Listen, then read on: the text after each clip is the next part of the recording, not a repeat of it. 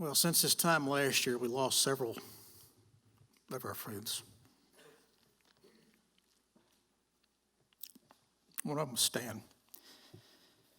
So we'll now give you a little bit introduction, and we'll also find out how he came to be known as Quack. So go ahead and roll that, Caitlin.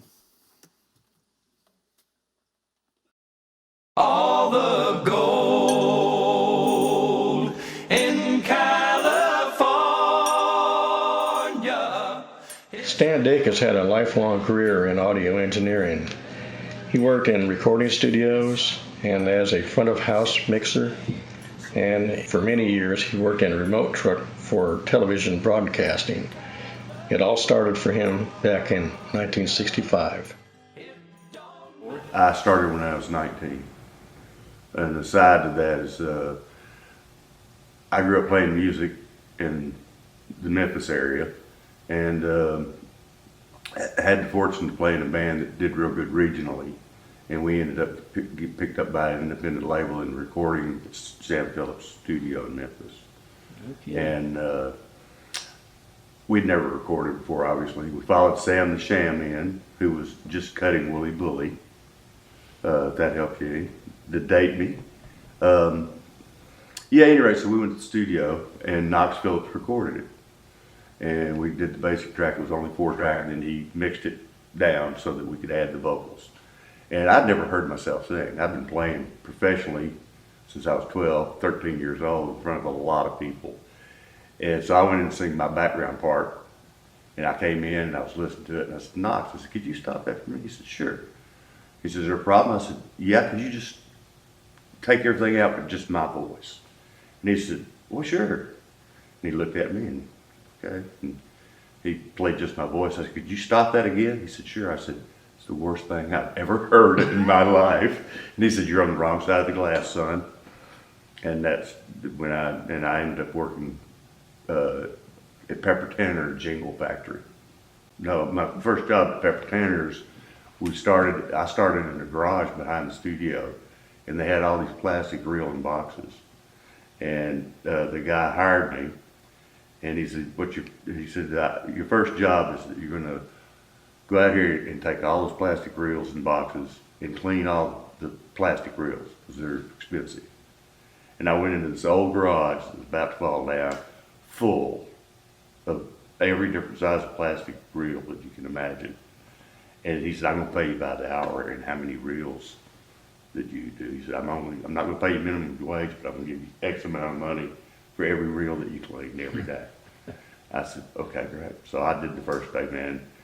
I probably didn't do 20, trying to cut it with a razor blade and all that stuff. I went home and I was thinking, I was talking to my dad, who was a very brilliant man. And he said, what's the matter? I said, well, I got this gig, I'm doing this thing down there, and I said, it's just taking forever. And he said, well, you need to come up with a better way to do it faster. He said, what is the reel? And I said, it's a tape reel. And he said, okay. He said, what does the reel do? I said, it spins. He said, well, then you need to be spinning them all. So I got me dowel rods and shelf brackets and put them up, paid for them myself, put them up, and I could put like 20 or 30 on a rack, and I was making more than minimum wage the first day.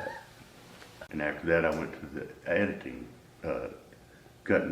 editing quarter-inch tapes from the vocal groups that were doing jingles and IDs all day. You ever make any good ones? Mistakes? Absolutely. Probably the one that I remember most was not so much as the editing is putting on a pancake with only on the hub, a big one, 10.5 inch. And I only used the bottom flange. And I hit fast forward by mistake. Looked like a tornado. Spiraled up out of the world. Yeah, but yeah, you make a lot of mistakes, that's how you learn. Stan left Memphis for Atlanta. There he worked at the Lefevre Sound Studio for 4 years. Little is known about those times, but he finally got the call he's wanted to come to Nashville. I got a call from a friend of mine that wanted me to come engineer and co-produce an album, Studio One in Nashville. Presently I was in Memphis.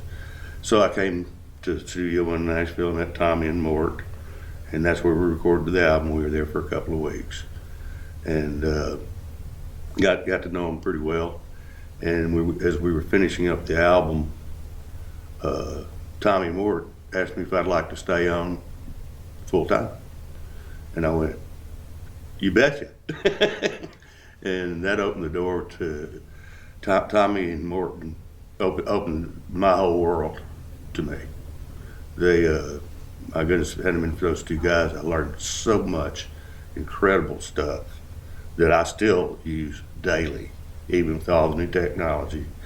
The basic standard of that stuff is the basis of how I still work. They showed me so much, and just like I said, I've met so many people that I couldn't have gone anywhere else. I mean, and fortunately, when Chip Young bought it, became Young'un, he was kind enough to keep me on. Chip Young bought Studio One in late 1977, and then Stan stayed on board, and I joined down there. We did a major renovation to the studio, and then after that, it became a pretty hot studio, and Stan and Chip and I, we worked as a team. They did records on Elvis, Allman Brothers, Larry Gatlin and the Gatlin Brothers, and actually Larry Gatlin had a song called All the Gold in California that did real well. It became the record of the year, and the studio was very hot at the time. Chip Young. Chip Young, probably the most brilliant producer I ever worked for in those days. I've met some others that, you know, pretty damn good, just brilliant. We did a lot of stuff, Jerry Reed albums, just a ton of really cool music out of here. And Chip would sit there most of the time with his guitar in his hand at the desk beside me, at the console beside me. And he'd sit there with that guitar either at his hand or right there. He was an all-time champ, man. Just the best. He's right up there. I mean, just God almighty. We stayed busy cutting gospel records, country records, publishing demos, TV jingles, and movie soundtracks. Some of Stan's favorite projects were Earl Klugh, Marcel Dadi sessions, and the Allman Brothers Band. At one point, the studio was working around the clock. Chip and I would do the day sessions, and Stan would work all night long. Hey, Rudy Gatlin here. I can't say enough about my old buddy Stan Dacus and Glenn Reef and Chip Young and at Young and Sound, and Stan in particular, when he would be back behind that console. As Steve and I were doing our harmony vocals, he'd be a very calming influence because it got a little tough singing those harmonies when Larry would change his lead part. It's okay, but boy, it was tough. But Stan was always there with us and calming effect. And how do you like my hair? And we'd go back in there and get it done. Thank you, buddy. Love you. Y'all take care. God bless. It's non-relevant. I went to road with the Gatlins. I did several albums with them, and they were on me every year. They come in and do an album. They were supposed to go do the fair circuits on the road and Vegas, casino, you know, all that stuff. And they were always after me to go with them on the road. And they were losing the guy about the time that I was going through a personal issue with it. I was living here, basically, and going through personal issues. And they were in here finishing up, and now they said, man, we're losing our guy. Randy, I think was his name, great guy. He said he's getting married, staying home. And he said, we really want you to go with us on the road. I said, okay.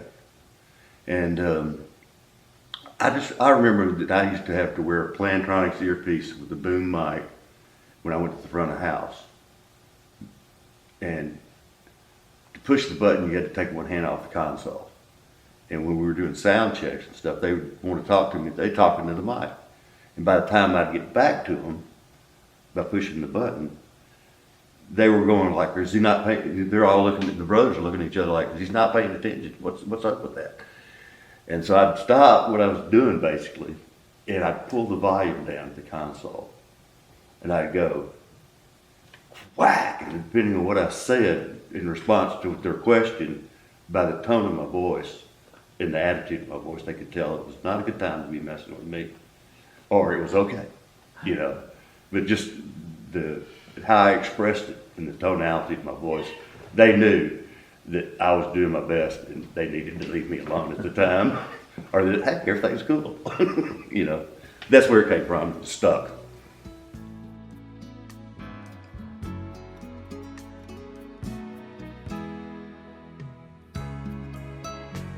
No, he actually, the first time he took me out to an award show at the Opry House, and first time I'd ever been in that deal where I saw what was going on with these TV shows, and he invited me out to go watch that with me and Jim Malloy and Conrad Jones, who was the staff chief engineer, audio engineer at the Opry at that time, all aspects, Conrad. And here I went out and watched that. It was eye-opening to me, a different avenue of what we have here, and I ended up doing that for like the last 30 years. You know, the same kind of stuff, either in a remote truck or in a facility somewhere, Staples Center or whatever, you know. So that was another kick off in my brain to, that's pretty cool. In 2000, TNN, the Nashville network, ended. The employees were let go and the building was destroyed. Stan stayed with the remote truck as it went through many subsequent owners. He continued to record award shows and CMT events. Hey, my name is Greg Langford. I traveled with Stan for, 10, 11 years on the remote audio truck, TNN/MTV audio truck, and then worked with him at TNN for about 10 years before that. Just want to say congratulations to him. He was a great engineer. He had some great comedic things. Like one time I remember we were doing a show and he turned around and he said, "Gregory, it ain't going to get any better. It's just going to get later." I love those comments. And then when we'd get stressed out, we did a lot of live award shows, live TV. And whenever he'd get real stressed out, he'd do his hair. He'd go, "Greg, how's my hair look?" Anyway, he's very deserving of this. I wish he was here with us in person. I'm sure he's here just celebrating big. And as he would say, celebrating large. So congratulations, Quack. All your friends and family are proud of you. We miss you. And I look forward to seeing you again someday, buddy. Quack. Perhaps Stan's biggest star was when he captured Alan Jackson's performance at the CMA Awards in November of 2001. That performance became Alan's record, "Were You There When the World Stopped Turning?" It went quadruple platinum. I'm just a singer of simple songs. I'm not a real political man. I watch CNN, but I'm not sure I could tell you the difference in Iraq and Iran. But I know Jesus and I talk to God, and I remember this from when I was young. Faith, hope, and love are some good things He gave us, and the greatest is love. The greatest is love. Stan loved this place. In 2012, Brandon Bell interviewed Stan, and here's one last clip. Just what are some other thoughts you have about this building? Or Oh man, it's just, I feel like I've come home every time I walk in here. Through y'all's transition, this has always been home to me. That's about all I can say. yeah. I lived here for a long time, and my heart's still here. All the gold in California is in a bank in the middle of Beverly Hills. It's somebody else's name. So if you're dreaming about California, it don't matter at all.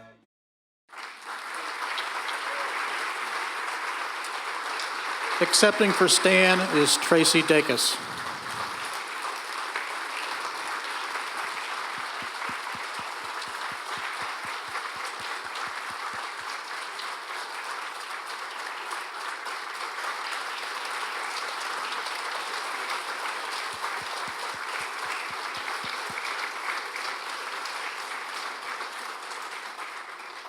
Tracy, on behalf of the Nashville AES section, it's a privilege to present you with this Lifetime Achievement Award.